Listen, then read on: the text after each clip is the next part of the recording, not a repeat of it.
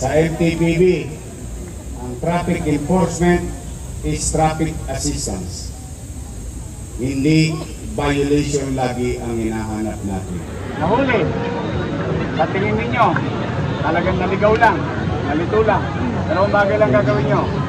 Tuluyan ninyo or gabayan ninyo. Tuluyan nyo or tulungan.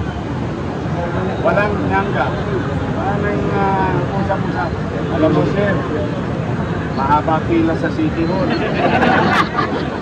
Alam mo sir, isang linggo doon.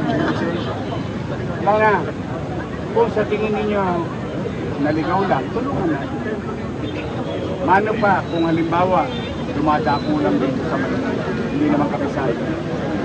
So ang main purpose and objective natin pare-pareho, tulungan ang tao.